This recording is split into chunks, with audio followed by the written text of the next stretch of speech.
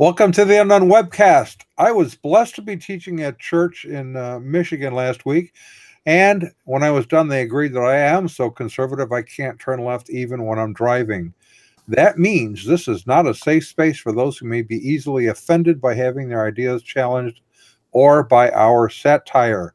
This is broadcast number 116, and this week we have C. Michael Patton from Credo Courses on the topic of On Course for Equipping the Saints. My name is Don Vino. I'm president of Midwest Christian Outreach, Inc. in Wonder Lake, Illinois, which produces the Unknown Webcast.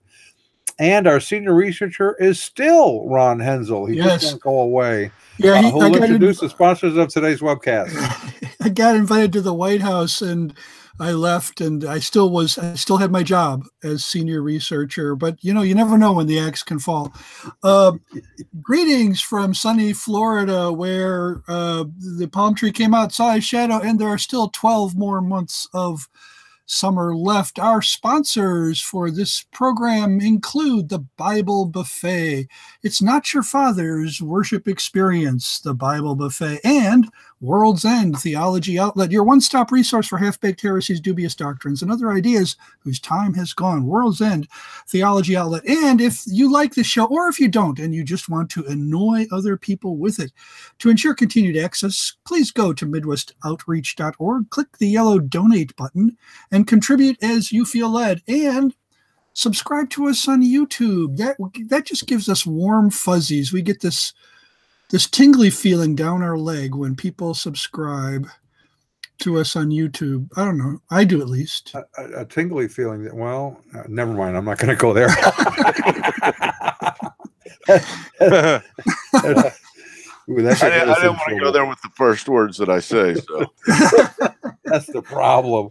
We have lots of problems, but yeah. So, C. Michael Patton. Yes. C. Michael Patton. Do you see him? No, that's his initial.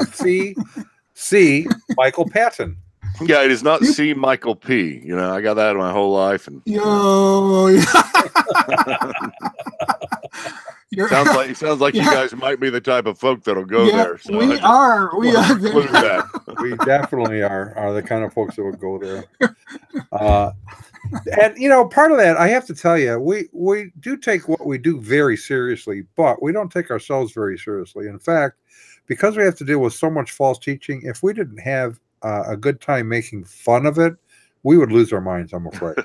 Well, actually, we've already lost our minds, Don. I mean, it's like, we would take longer to find them. Of all the things I've lost, I miss my mind the most.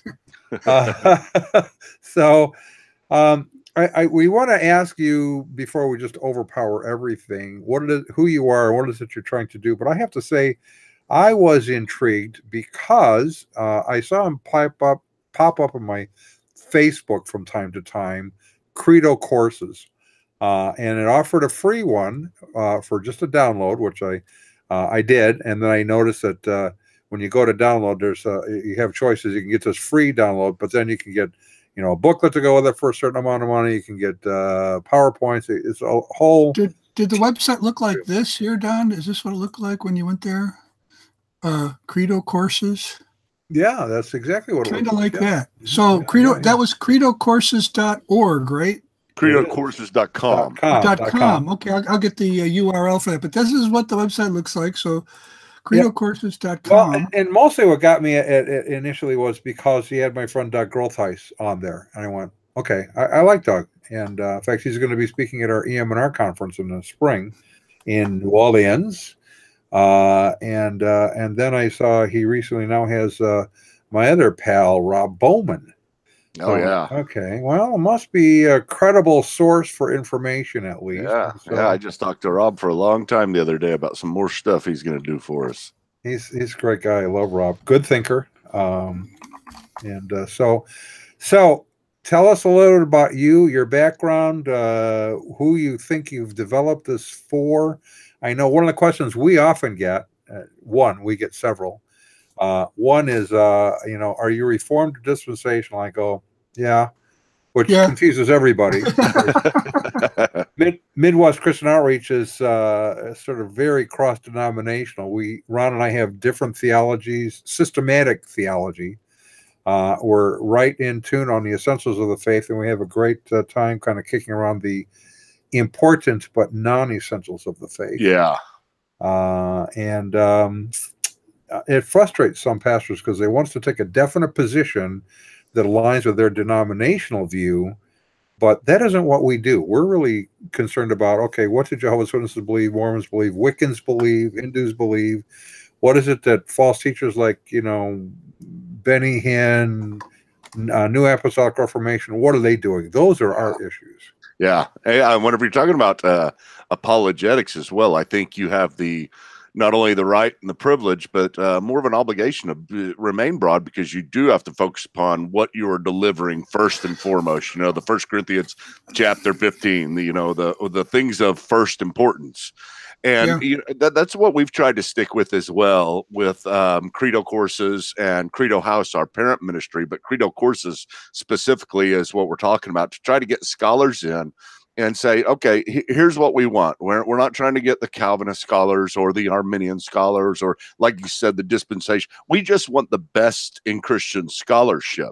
Those guys that are out there doing the best work, that are very well respected, that we think are really good thinkers, regardless of where they stand on the non-essential issues. And my primary goal with Credo courses is this: I want to preserve.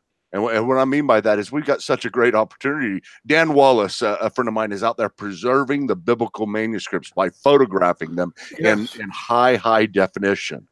And I want to preserve teachers that are the best teachers in the world, teaching in their environment, kind of in a seminary type environment or a Bible college type environment, to students, so that you can kind of sit in on those classes as best you can.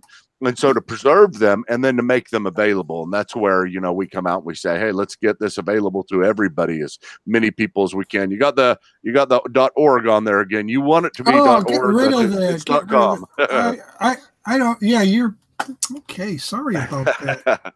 But that is what we're about. It came about from me being in a class at I went to Dallas Theological Seminary back in 1998, and me sitting in that class, I'd grown up in pretty conservative churches, and churches that that I felt like, at least up until that point, had taught well. But whenever I got into seminary, it was kind of like everything was brand new. I had never heard most of the stuff before. It was particularly relevant in the church history course that I was taking, where I didn't know a thing about church history. I didn't know a thing about my heritage and anybody who had come before us. And so it was at that point that I thought to myself, Lord, if I can take this kind of stuff and make it available to everyone, to lay people, that would be my dream. And it's really nice because the Lord has allowed me, at least up until this point, pursue that dream and accomplish it some. Ron and I were talking about the church history aspect this morning, because he was sharing about another group. And what is a book study that they're doing, Ron? Yeah, and this is exciting that there are, you have one model for doing it. There's another place that's just got started this fall, Paideia Center for Theological Discipleship. I think it's based in Orlando. I forget, a Reformed Theological Seminary in Orlando. But they use a slightly different model where they'll focus on one book during a semester, and you can go online and follow along with the discussion. Or if you live, like if I lived closer to Orlando, or maybe even though I don't, my son goes to UCF, I could drive over there, I think 3 times during the semester for meetings where they actually meet face to face and just do whatever they do. And so what people are leveraging the web to deliver course content in different kinds of ways. And I think we want to do everything we can to promote that, yeah. All the different ways. So you said they're doing one of the church fathers this time. Gregory of Nazianzus was one of the early church fathers. He's writing on the Trinity, and he's got they're going to read that this semester, and I think next semester it's going to be Martin Luther's larger catechism. They're kind of bouncing around. They're not. I don't know exactly how they designed or the curriculum, but that's what I see now. So there's something special about Martin Luther's larger catechism. You want me to talk about that? Special to your heart. Sure, go ahead. Oh yeah, yeah. It's the only catechism I know that uses the word knucklehead. You got to love a catechism that has that word in it, referring to some people who Luther disagreed with. So how many catechisms can you say about that? Well, anyways, let's talk about credo courses. Credo courses, exactly. We mentioned two names. We mentioned what was Doug Rothheis and Rob Bowman. Rob Bowman. Any other names that would find extremely interesting?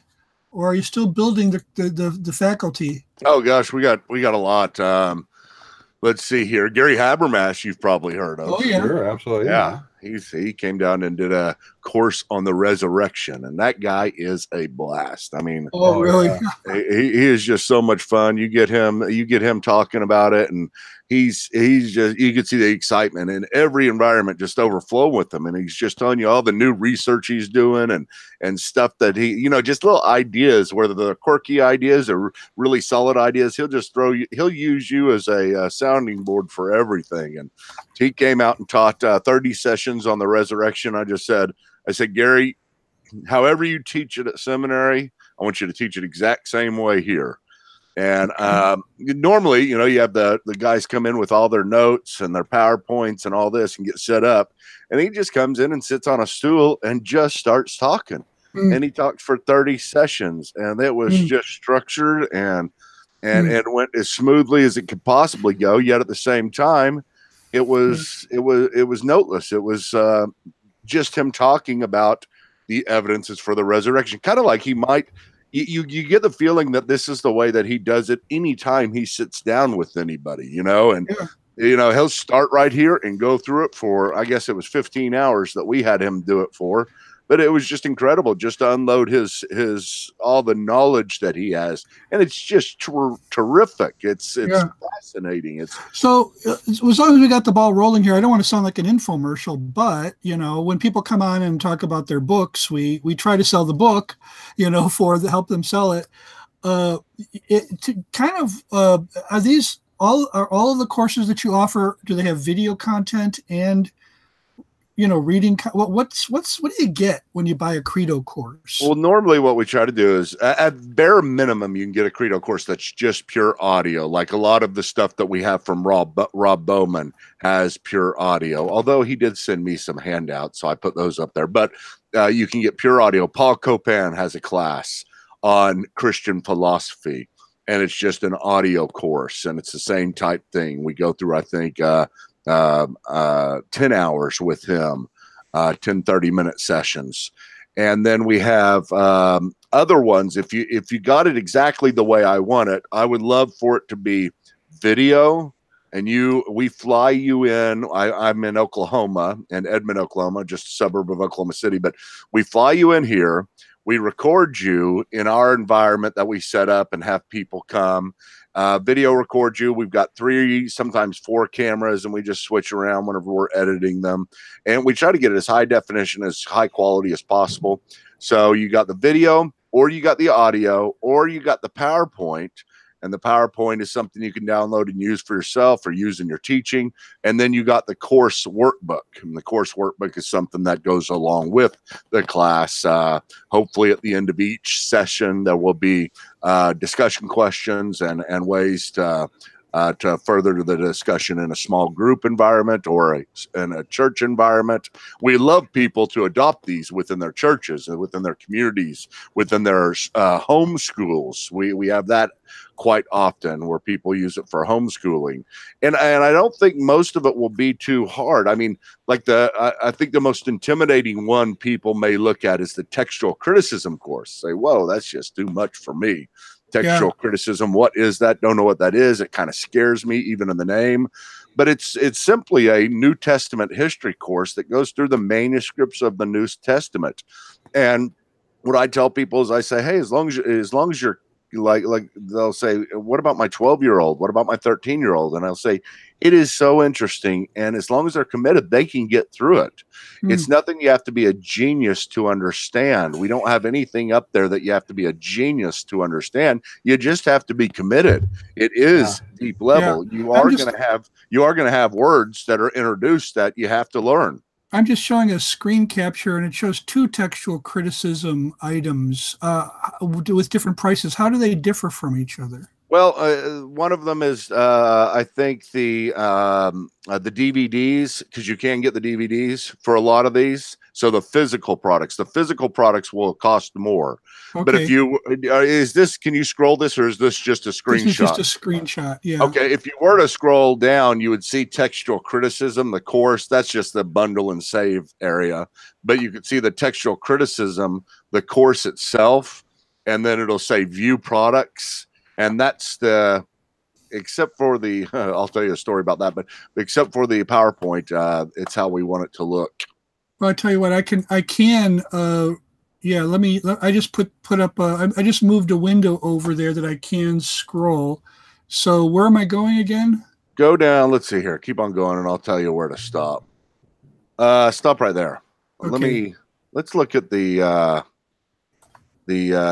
at Gary's course, the resurrection of Jesus, and view products.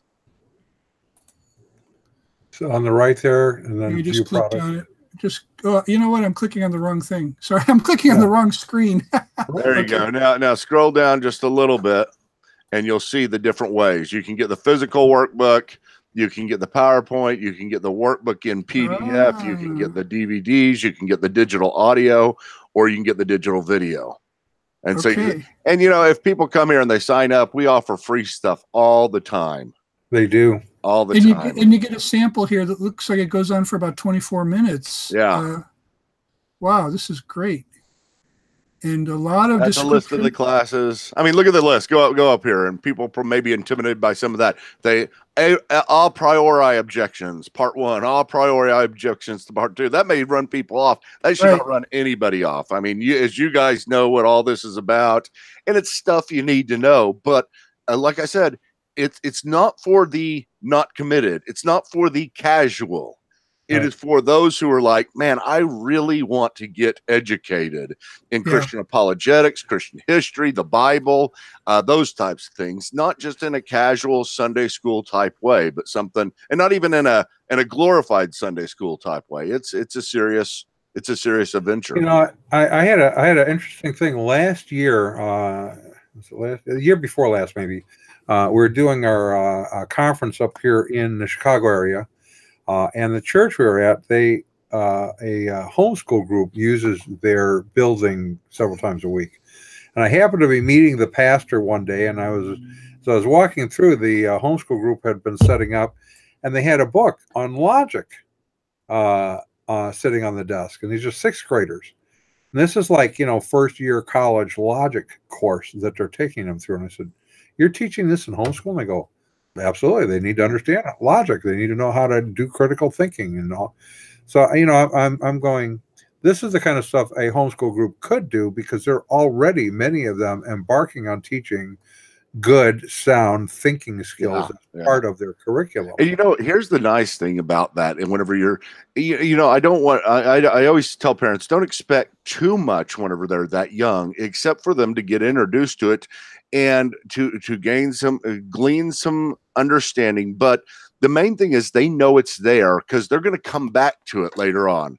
They're going to go through their wrestling matches with life and difficulties, and they're going to get to college or whatever out there and see all these people that think differently, and they're going to get scared. And, they're going to go through the kind of, I don't know if you've heard Sean McDowell's story about, whenever Josh McDowell's son, whenever he got away from his dad, and then he started reading all the criticism of his dad's book, Evidence That Demands a Verdict, and he started getting real upset, uptight, scared, that kind of thing. But then he comes back to it and understands later on, what, I've been educated and I know it's there, and now I've been through this trial and this difficulty, and the difference between that and growing up and never having been exposed to this kind of stuff is dramatic. Because if you've never been exposed to it, you've never heard of it, you don't even know that it's out there whenever you hit the critical thinkers that are out there. And you think that that's the only type of person that is a critical thinker, is an unbeliever skeptic who ridicules your faith because you're not a critical thinker. And you think, well, maybe I'm not a critical thinker. I've never done that before. And you don't have any backing to go back and say, wait a minute, I did that back then. And I know we have the goods. And sometimes it's knowing you have the goods that really gets you through. It's not because you know everything that Gary Habermas has said, but you know he has said it and it's there and you can go back to it, and it gives you a strong foundation. Yeah, right. At least you're familiar with it. I grew up, my father was an atheist. I got that by osmosis. We talked about that earlier. You get your belief systems largely by osmosis. The people you hang around with, the books you read, the classes you take, those sorts of things develop what you were going to believe. And I was an atheist. Darwinism was what was being taught in school, and I had no reason to not believe it. I knew Christians, but none could really give what I would say as a reasoned defense of the faith. And so it just seemed to me like so much make-believe. It wasn't until I started reading material at the request of my sweetheart that I came to realize that the Bible actually is credible. What we have is essentially what was originally written. Are there errors within? This is where textual criticism comes into play, right? Yeah. Are there errors within the errors within the copies that we have? The answer is yes. Do they change any major or minor doctrine? No, not any. So if you're familiar with that, that's helpful. That's why these kinds of courses are good. Yeah. Sadly, for most people, history started about 18 minutes ago. Yeah, right. They have no real, they don't even know about the Second World War, much less Gregory of whatever. Yeah. Well, it's knowing the goods that are out there, because I'm not going to be able to do what Dan Wallace does. I'm not going to be able to travel and be, have to learn modern Greek in 7 days in order to get into a monastery, in order to go down to the basement and look at some manuscripts that he heard was there, and then date those manuscripts and then photograph them and translate them. I do have to trust people, and sometimes this may be referred to as referred confidence or referred information. And I'm never going to be able to get firsthand information on this stuff. But if you know that there's people out there that are critical thinkers, that are good thinkers, that are not just they're not just finding what they want in order to confirm what they believe. You have people out there that are seekers of truth beyond all other things. I want to be a seeker of truth. I don't want to be a seeker of confirming my prejudice. And that's sometimes how so many people go about it, is that they'll introduce and they'll allow information that just confirms what they already want to believe. And we as Christians have got to be way above that. We've got to be those who seek truth first before we seek to confirm even the greatest and most precious of our beliefs. Yes. How many and I can't really put a number on this. I'm not expecting you to. It's more rhetorical. But how many in our churches that have become members of churches signed the doctrinal statement could actually understand or could defend the doctrinal statement? Mm. Sadly, not too many. Yeah. Which is why cults, which is our area, kind of a specialization, are so effective at raising questions, because most Christians couldn't defend the doctrine of the Trinity. No. It's not that they don't believe it, and it's not that the church doesn't have any doctrinal statement. It isn't that the pastor may not have touched on it a time or two. It is that they don't actually teach what it is, how it was developed, in response to what the Bible actually says on this issue. And that's a problem. So. Yeah. By the way, we do have something from one of our sponsors. Yeah, it's for people who might not really want to go quite as deep as the Credo courses take you, and might want to do just the opposite of what you just described. In other words, just kind of find a place where they can just kind of pick and choose things that kind of match what they already believe. And our sponsor has some questions for you out there to see if you fit in with the kind of customer they're looking for. Are you tired of hearing all about the difference between the milk of the word and the meat of the word? Are you wondering when your church is going to get around to serving the ice cream and cheesecake of the word? Does your pastor take this Bible thing way too seriously? Well, then you need to check out the Bible Buffet. It's not your father's worship experience. At the Bible Buffet, everything is prepared with your comfort and enjoyment in view. Everything there is gluten-free, trans-fat-free, truth claim-free.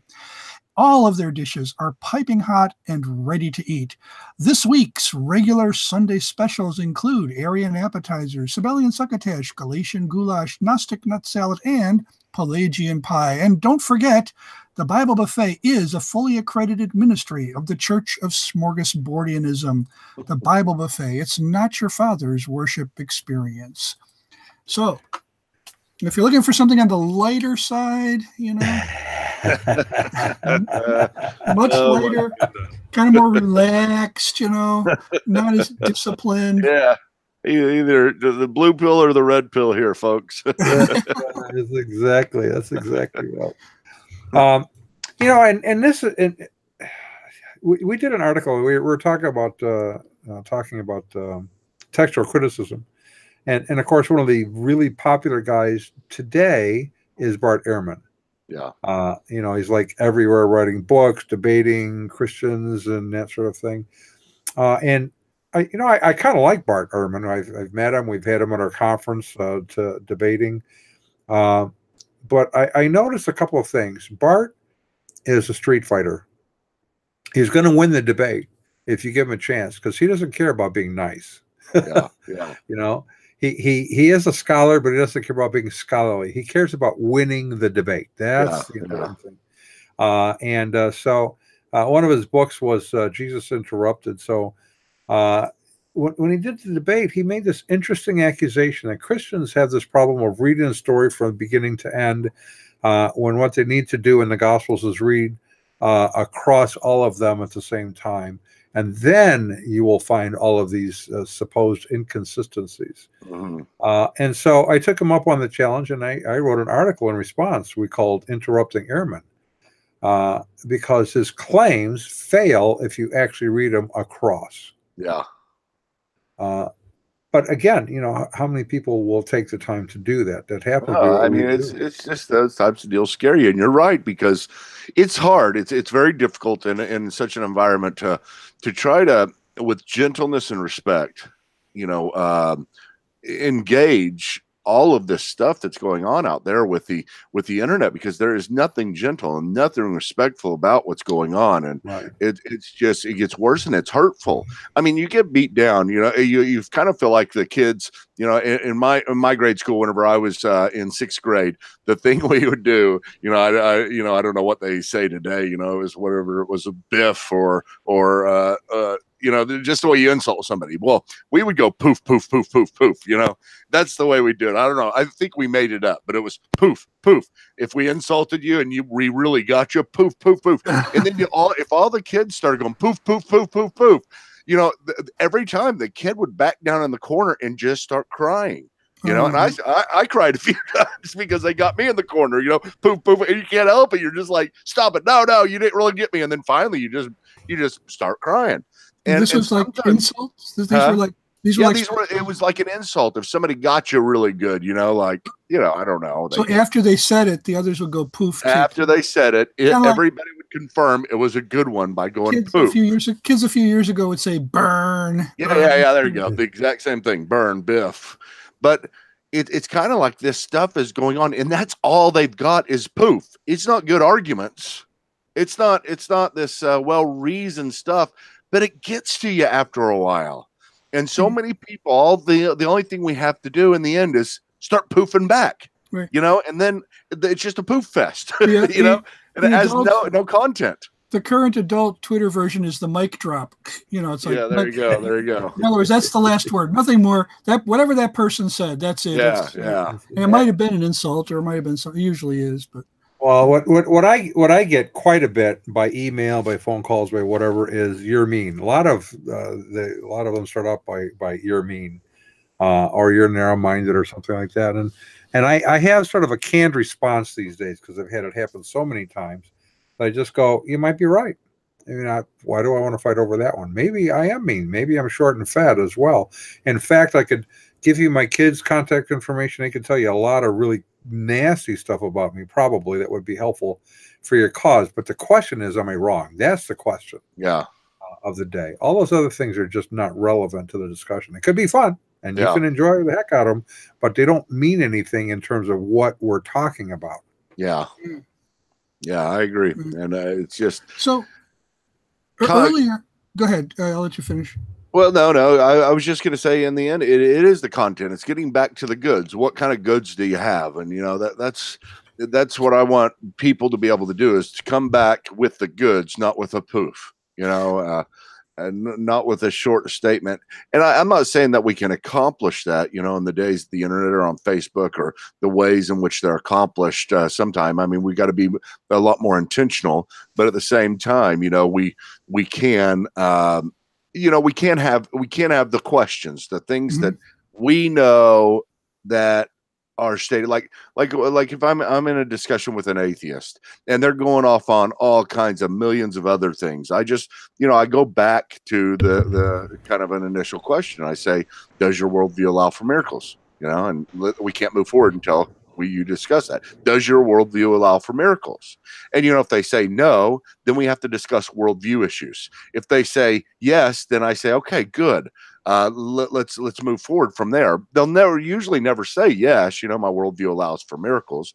Better, the possibility of miracles. Not just miracles, but the possibility of miracles. I'm starting to lose track of what we talk about before the program and during the program, but I just want to make sure we've addressed something, and if we've addressed it sufficiently.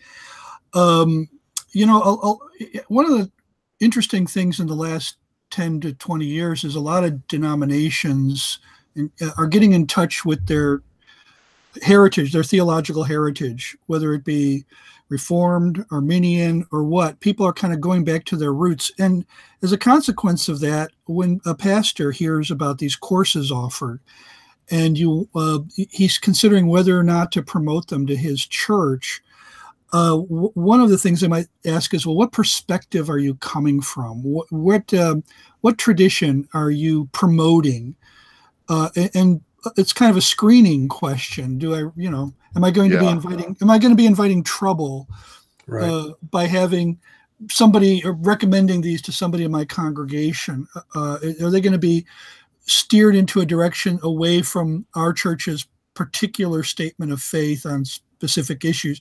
What would you say to that pastor? Well, I would say, the first thing they usually do is they go and they look at the about page and they see that I'm from Dallas Theological Seminary. And so they say, okay, it's a 4-point dispensationalist place. Okay. but then they'll go next and they'll look at all the different variety of people that we have. And they'll say, wait a minute, this guy's an Arminian, with Paul Copan. And this guy is a covenant theologian with Sam Storms.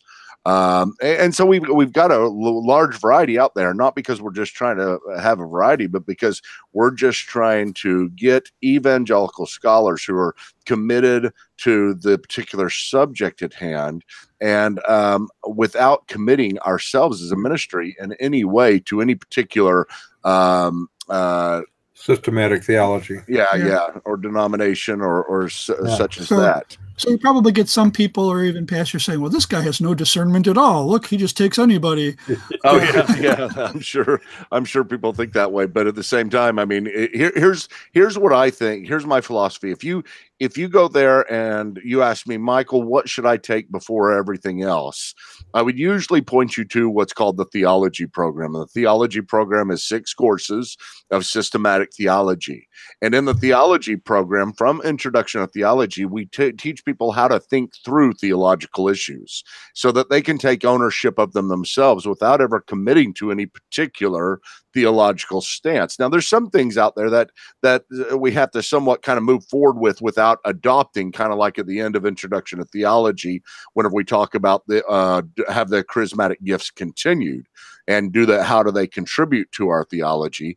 And in that, I give all the different views out there and kind of leave it. And I say, in the end, we're moving forward here. And if God, contributes in any way, then we'll talk about it during that time. But we can't really say, okay, I'm going to adopt it, and here's how now we're going to do systematic theology. So that's one exception. But as you move through each course, what you'll find is each view represented, I hope, just as if any person who adopted that view or adopts that view would represent it. They would say, good job, Michael. You've represented the Arminian case fairly. You've represented Calvinism fairly. Even if you're opposed to another point of view, you should be able to give a sympathetic account of that position. You should be able to tell it in such a way that you could tell it to somebody who holds that view, and they would say, yes, that is a fair summary of what we believe. Yeah. You should be able to do that. And we've even done that, whenever it comes, we've done it within Protestant denominations, but also like whenever it comes to some things that we try to cover everything that is relevant today and relevant historically. And so, for instance, whenever you come to our section on the Apocrypha or the deuterocanonical works that the Catholics accept, and you go through all their arguments, I tell people, I say, listen, here's the deal. You may be coming at this as a Protestant and you're a lifelong Protestant, and you just think Catholics are dumb. You just think, well, why do they accept the Apocrypha? Because they're dumb, because they've never studied, because they don't have whatever.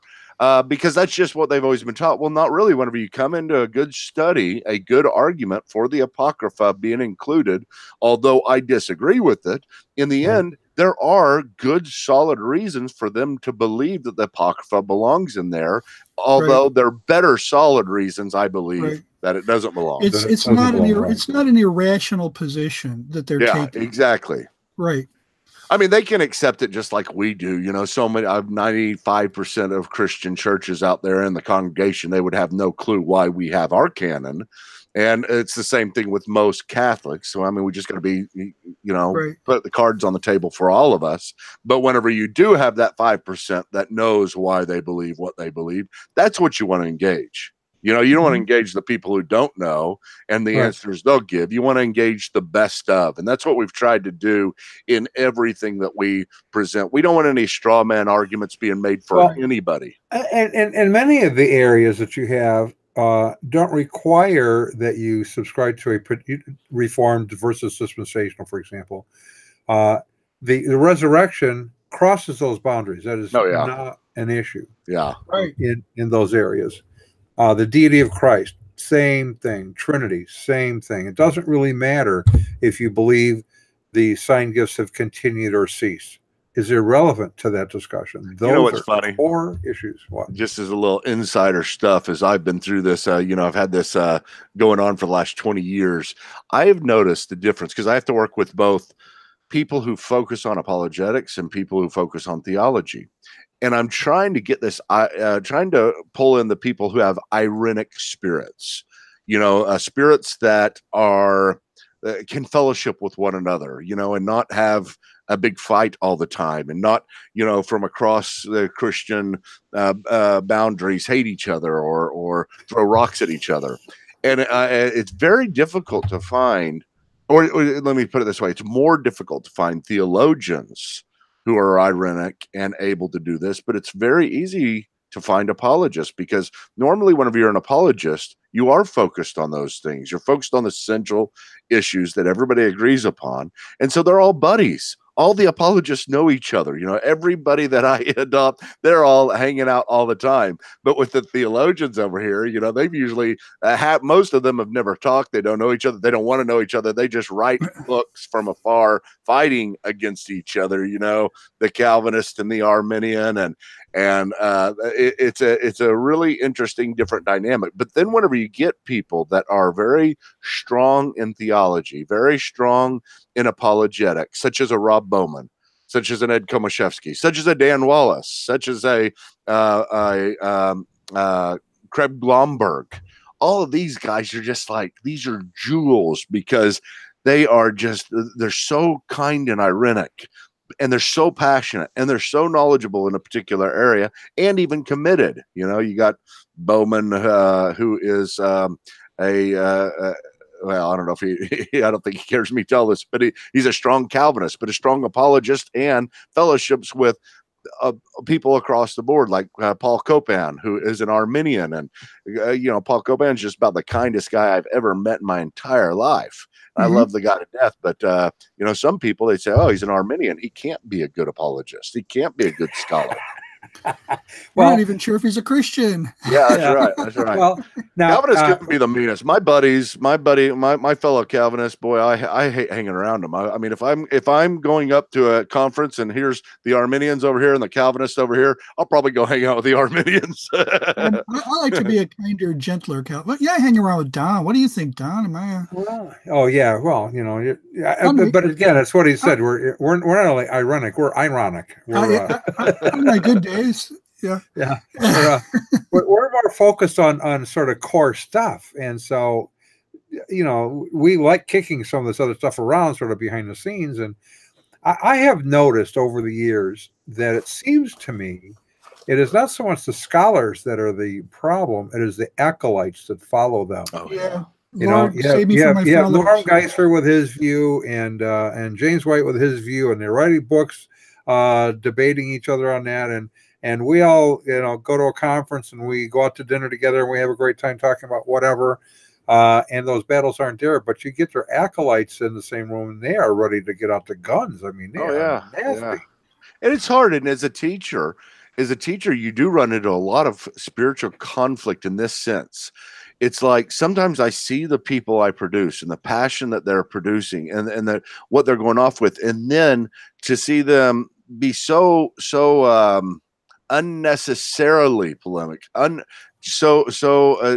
present themselves in such a way, not gentle, not respectful in any way. I'm like, gosh, I wish I could take the education back.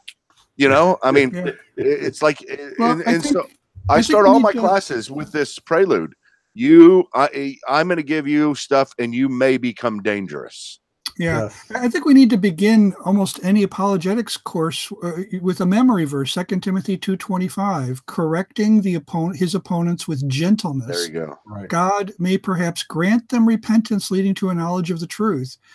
So, that's the ESV. Some of them have it, like the NIV has, opponents must be instructed, it must be gently instructed. Let me ask you guys something. Turn around and interview you all real quick for a second. How do you balance? Because I was actually thinking about this last night as I was reading. What is it called? The Bumblebee or something like that. The Babylon Bee. Yeah, the Babylon Bee. I was reading something. It was great. The one I read last night. You don't surf the web much, do you? I just, people send me stuff, and they sent me this stuff on Lord of the Rings last night because I'm a big Lord of the Rings fan, and it's like it said, pastor confronted for what is it whenever you get people and you arrive somewhere and there's this big group of people waiting for you. Let me look it up here. Pastors. Go ahead. Pastors confronted by his parishioners because he uses too many Lord of the Rings illustrations. It was a what do you call it? An intervention? Yeah. There you go. The intervention. So, I thought it was great, and I love this stuff. And I always think to myself, gosh, I want to have a lot of fun too. I love to have fun. I love to to make videos that are funny and have good jokes and try to have a good twist and stuff. And how do you do that and balance the respectfulness? Because I know you guys do that. I think what we're learning, it's difficult, and sometimes I don't think I always do a good job of it myself, but it's, you're going to offend, if you're going to offend somebody, I wouldn't be surprised if the faux commercials we do, I just think that the particular audiences we tend to attract tend to understand where we're coming from. They don't assume the worst about us, I hope. But, even when I go speak at a church, it is guaranteed I'm going to offend somebody before I'm done. And so I just alert them in the beginning. Say, here's who I am. Here's what I do. I'm so conservative. I can't turn off when I'm driving. I'm going to be talking not only about this topic, but I'm going to be naming names within this topic about certain teachers that may be near and dear to you. It is probably going to be the case that somebody will be offended. I will apologize that you have hurt feelings. I will not apologize for what I'm saying. Yeah, there's a meme that circulates on the web, and it says, I'm going to use an F word here. I hope you don't mind. My opinions are like farts. So hard to hold them in. When one slips, everyone's going to know it, and at least one person is going to leave the room. Oh my gosh, that's funny. And it's like it doesn't even, that. In other words, it's people. I think I'm hoping that as social media continues to be used, that people will eventually chill when they confront somebody who just differs in opinion with them, and will learn how to just realize that, some people believe things that 2 or 3 or 4 years ago I would have found outrageous and would have caused me to pop my cork, in rage. But I've kind of learned how to deal with it, and maybe even learn how to dialogue with the person in hope of changing their mind or being open that I might be wrong about it. Yeah. Well, for us, kind of to come back to your question, there's a couple of things that we do. Midwest Christian Outreach does, and Ron and I talk about this from time to time, sort of philosophically. One is that we're selective about questions. We have one of my mentors, the late Jan Moskowitz, he is the co-founder of Jews for Jesus. There were two things that really helped me a lot.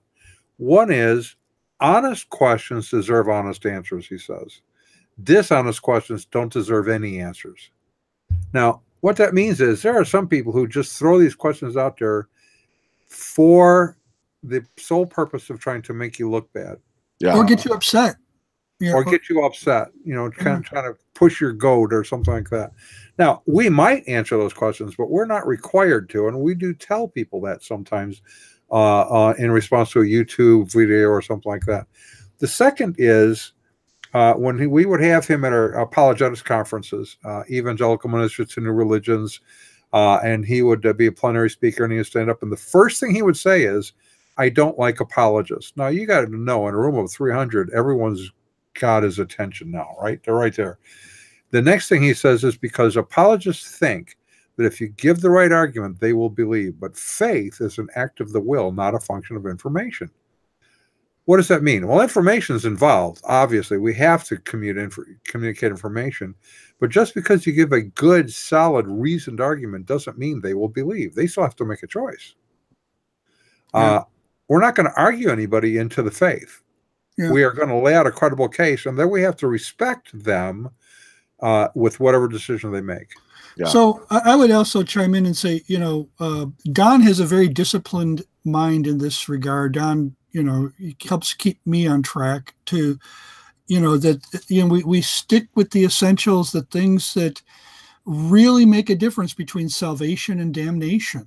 Those are the things that we focus on. And at the same time, we both have the freedom. He gives me the freedom to, go off into whatever other aspects of the faith that I go into. Yeah.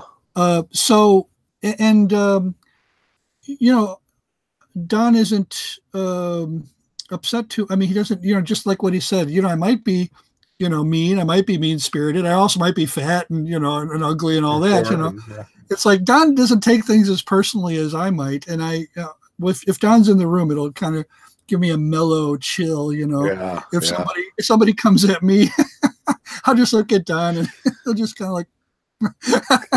Do you guys think that the writer of the proverb had this in mind whenever he had that, the proverb that a lot of atheists will grab a hold of and act like it's proof the Bible's wrong or whatever, but had this in mind whenever he said, don't answer a fool according to his folly, and then right afterwards answer a fool according to his folly. And it's like they're both true, and sometimes you do have to jump into the folly of it it's not disrespectful to do that. You look at the first one says, answer him so that he doesn't become wise. I might have him reversed here, but on the one hand, you answer him so he doesn't become wise in his own eyes. Yeah. And on the other hand, you don't answer him so that you don't become like him. Yeah. So I guess there's about a million ways you could look at that. I know it really did give some of the early rabbis a hard time. And made some of them question, does this book belong in the canon? You read something to that effect in some of the early Jewish literature. But it's like, well, you think about it, though. I can answer the fool in such a way that I become like him. And we were talking about that a minute ago, where they're trying to make us look stupid. What's my temptation? I want to make him look stupid now. They're trying to get me upset. What's the temptation? I might actually get upset and say something really foolish. Yeah. And so I'm going to become like him. Or there's also the question of the audience. Years ago in 1992, is going back a little ways. America Online was out there, a new concept for folks like us, and my wife and I we were so early we don't even have numbers after our screen names, and we got on there specifically to try to reach Jehovah's Witnesses. And that was back in the day when you could write fairly long posts and multiple installments. So you might do a 5-installment post on a topic and put it up there. And then fairly early on, we learned a few things. One is there is one or two who will actually engage you. And Jehovah's Witnesses can be not nice. Yeah. And so we had to take a breath and go, wait a minute, why are we doing this? We're not doing this to win an argument. We're doing this to reach people for the faith. The second thing we learned, which is really critical, is that there's a group we will call lurkers. That's the audience. Whatever, if it's in a chat room or if it's in a public venue or whatever it is, they are people who are just watching and listening. They're not interacting. They're not under the pressure to make an argument. They have the opportunity to sit back and just watch it like a tennis game, go back and forth and go, yeah, I think that makes sense. Yeah. And we had several, even elders. One of them is Bob Gray, Doc Bob, we call him. He was an elder, and he would just watch. Also, he never interacted. And then he started emailing my wife to ask her questions because he was intrigued by what was going on. So I think as we think of that proverb, that's partly what's going on, in my opinion, is you answer maybe not even for the quote fool, but for the observers, those who are watching what's going on. Yeah. Yeah, I think, I've been dealing with it some recently because I every once in a while I'll jump back into the fray of the writing debates, and I like them a lot better whenever there's something substantial and there's an audience and you know who you're dealing with. But sometimes you get on, and I've created a few ads for Credo courses, and I've been trying out the Facebook ads, and they work really great. They're the best ads that we've used so far, and we've done a whole slew of them. But what happens is I create the categories, and I put, okay, I want this to go out Christians from 18 to, however, whatever age. I want this to be people who have interest in Bible. I want this. And so I go through these few things, and it's all Christian. But whenever I put the ads up there, the first thing that comes up every time is a bunch of atheist hecklers. And it's interesting because I'm not really sure what to do. Do I leave that alone whenever it's only the atheist hecklers who are coming on and responding? Or do I just go in and keep on deleting them all the time, every time they do something? Well, I decided at the very beginning to just kind of start engaging, see what's going on. Where are these guys coming from? And why are they so, this hit and run mentality. Yeah. And so I start getting in the discussion with a lot of them. That's what comes up with me. That's why I ask this question, is because sometimes I feel like, gosh, I'm answering this guy, this fool, according to his folly, and that was dumb. I shouldn't have done it.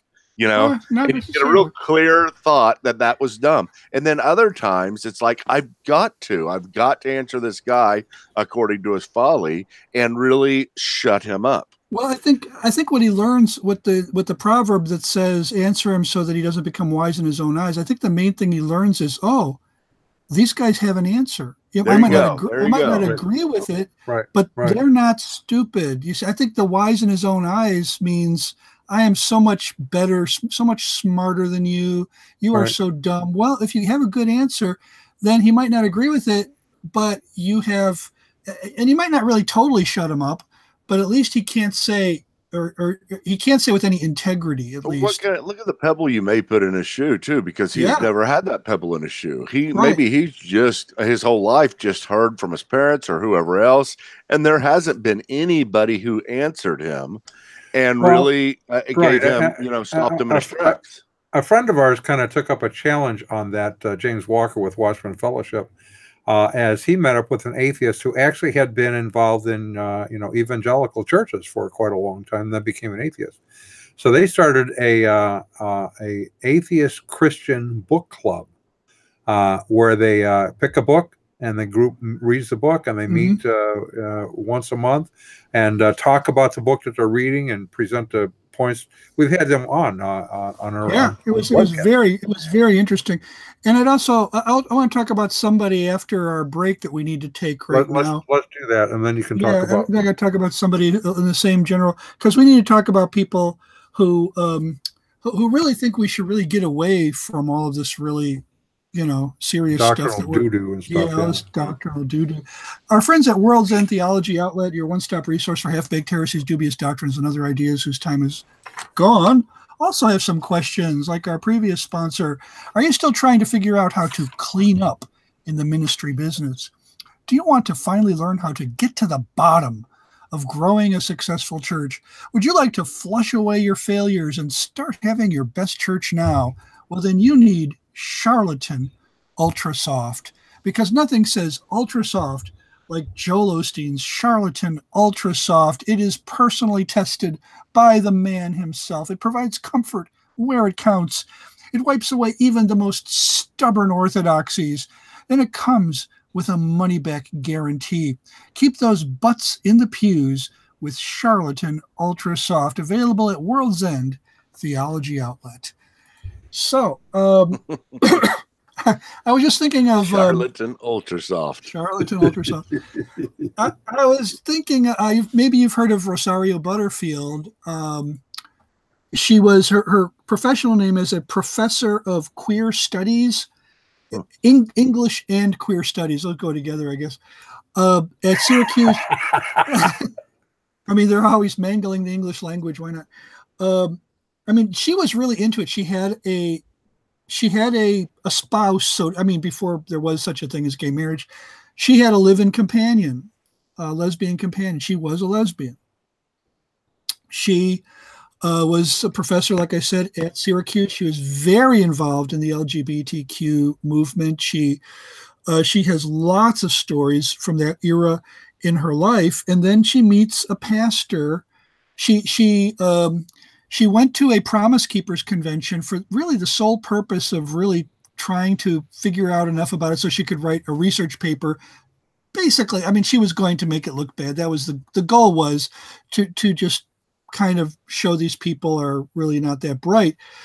And she did. She wrote an article, and it was pretty critical. And this pastor responded with a very simple letter. He just asked, have you ever just taken a step back and challenge your own presuppositions? She got lots of hate mail. She says when all the mail came in from this article that she wrote on Promise Keepers, she put them into two piles: the love mail, everybody thought she was great, and the hate mail. And she said most of it came from Christians or people who profess to be Christians. And there was this one letter she didn't know what to do with. It was the pastor who just asked her to take another look at her presuppositions.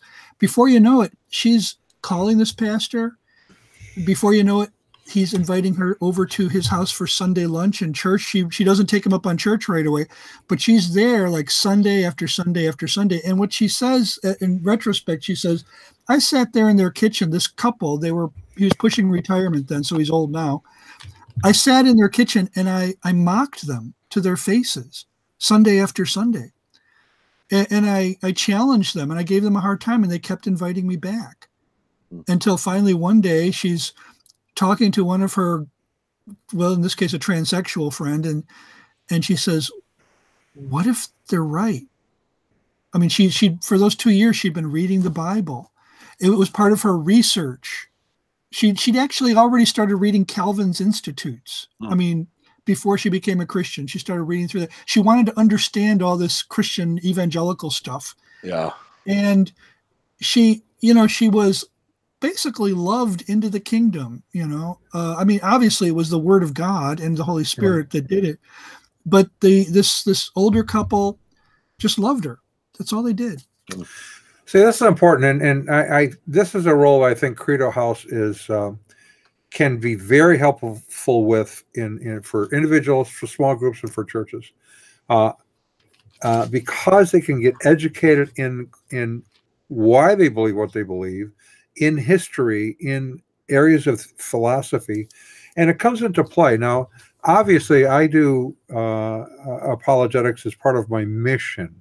We're missionaries to cults and non-Christian religions, but I also I actually believe that you disciple people into the faith and then disciple them after they're in the faith very often. And we kind of miss that. We have this sort of, meet someone, give them a tract, hopefully they'll pray the prayer and now they're Christians. But I have a similar story. I want to do this. We're going to run a little over time. I hope you don't mind, Michael, but some years ago, I had told you I was in construction for 40 years. I was a superintendent, construction manager for quite a number of years. And this one company I worked for, the owner was Jewish and the secretary was not a believer. And so nearly every day, at some point when I would be in the office, some issue of the faith would come up. And usually the owner would bring it up because he just couldn't understand how I could be an evangelical. And he was he was Jewish, and he did the 2 big high holy days, and that was kind of it for him. And she was always a little mean to me, but I was okay. So whatever. Yeah. Some years later, she had left and got married, and then some years later, she called me one day, and she said, I'm back in town. I just moved back to Chicago. You have to meet me for lunch. And I was like, okay. Why? She said, you just got to meet me for lunch. You'll understand. You are the only one I know who will understand. I said, okay. So we met, and she was glowing. She was positively glowing. She said, I'm a Christian. I became a Christian. Mm-hmm. I went, that is great. Tell me what happened. She goes, well, it's your fault. I said, what do you mean it's my fault? She said, well, when you were working there, every day Bill would bring up some issue, and you always had an answer. You were always kind to him. You always had an answer. And then when you would leave, he would never let on. But after you leave, he'd come over to my desk and go, what if he's right? And it really bothered him. And so I kept throwing stuff out to kind of irritate you, but you seem to never really get flustered. You just sort of let it roll off. And then she got married. She moved to Florida. She went to a church to check it out. And she said, I couldn't help myself. I had to become a believer. So it was answers. It was patience. It was time. It was discipling her into the faith ultimately is what happened. But you have to know what you're talking about. Whenever you know what you're talking about, you are, and this is what I find, is that you're much, much less likely to lose your temper because you're confident. It's kind of like this, this 007 factor sits in because, 007 always knows what's coming next and he's always got a plan for you. There's nothing to get him flustered. And it's whenever you feel like somebody's introducing you to something unknown that you have not been privy to, that you have been blinded, you have a blind spot, you get scared. And that's what we do when we get scared is we lash out, we try to strike people. And we, the old saying that whenever you don't know what you're talking about, pound the pulpit harder. That's the way we go, which by the way, just as an aside, this is the only joke I've ever made up, but I'm really proud of it. But Here's the three things that you got to do if you can't get the people's attention and they're not confident in you. Number one is you can speak deeper, right? What if you speak deeper? You sound like you know what you're talking about more. Number two is you can speak louder. You add the louder part, deeper, louder. If those two don't work, you speak with a British accent. There you go. That's it. You got it. But anyway, I mean, here's the deal: is that we're trying to. This stuff calms you down. It settles your heart. You no matter who you run into, you're calm and you listen. You're not defensive and scared. And that's what education is about. It's at first about you and getting yourself calm with the Lord, because it's such a great feeling to sit here and not just know that it's true, but really, really believe it deep down inside that it's true. And okay, I can take anything. I'm interested in what you have to say. I'm interested in your view. Tell me about it. I can critically examine it according to my view, and in the end, that's the way you come across, just like you said. And it's not only a personal discipleship, but like you said, it's a pre-discipleship for evangelism. Right. Yeah. I'm going to be November 1 through 7. There's about a dozen of us will be going to Toronto for the Parliament of the World's Religions. And if you haven't heard of it, you need to. If you've never been there, you need to think about at some point going. It'll be 10,000, 12,000 people from 200 religions around the world. They are trying to become connected to the UN as religious ambassadors is one of their goals. The first one they had was 1993. Here, actually, the first one was 1893, but I wasn't alive then. In 1993 in Chicago, and it was the first time I actually sat down and talked with Wiccans. It was an amazing opportunity because what we hear in churches about Wiccans is not at all what I found in either the people or in what they believed. Yeah. And so as I talked with them and came to understand what it was that they believed and what they were trying to accomplish, and my friend Bill Hunsberger was a missionary to the New Age in Aurora, Colorado, it gave us a question to ask, which he developed: why not burn witches? It's a great question as a starter when you're talking with them. Why? Because they're relativists. They want to say all truth is relative. Your truth is your truth. My truth is my truth. Never the twain shall meet, and they're both equally true. So there's a whole process you can go through to say, okay, well, let's test that. Is it okay to burn witches? And then when they go, no, you go, okay, why not? Well, the Wiccan Reader of 3 says, and harm none, do as you will. Okay, but maybe that's only true for you. Maybe my truth is it's okay to beat witches and drag them behind my car and then burn them. Yeah. Maybe, as we think about it, to beat a witch, burn a witch, or take a witch to lunch are morally equal choices. Now, guess what? We have an opportunity to kind of talk to them because they haven't thought about that. Yeah. And it also gives you the opportunity then to say, okay, why are you a Wiccan? Well, I used to be a Southern Baptist, but now I know where I'm going. yeah, definitely. Was that the lady who ran away from you I forget? No, actually, one of them was Lady Olivia. She's passed away now, but she has founded the Fellowship of Isis in Ireland, and it's was one of the bigger. And Covenant of the Goddess, we spent a lot of time with them. That was at that time the biggest denomination. I think they had 300,000 members in 1993. So, wow. Yeah. Wiccans have denominations? Well, sure, yeah. You've got several groups: Fellowship of Isis, Covenant of the Goddess, Circle Sanctuary. There's a whole slew of them out there, but you don't know that. No. Parliament of World Religions, you find out all sorts of things that the churches are unaware of, and so Circle Sanctuary is 2 hours north of me. It's the oldest Wiccan group in the U.S., 501c3 Wiccan group. So they're a tax-exempt religious organization, and they last 2 years ago were approved to do natural burials. You don't have to have a coffin or anything. Yeah, pretty interesting stuff. That way you can recycle into the earth. Wow. Okay, so with that, we want to say Credo courses as worthy of your consideration. I really like them, mostly because I like the people that are associated with. I really like Doug Roltheiss. I really like Rob Bowman. They're good friends, and We like to see This Matthew is Patton too. He's a nice guy. We heard about well, I do now. I mean, I didn't know him before, and Yeah, but trying to now that look we've met, we sideways. maybe can do more in the future with him. But Yeah. how would a church? Now we're 9 minutes over, so we're just going to take a couple minutes for you to say, how would an individual, small group, and/or a church utilize your courses? Well, first off, you want to come to Credo courses, and you want to, I think, try to figure out some type of plan. Not just grab a course and throw it out there for your congregation. And we've got some courses that are called the boot camps.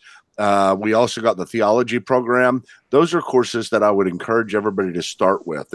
Especially, there's one called the discipleship program, and it's 10 sessions of going through the 5 most important beliefs.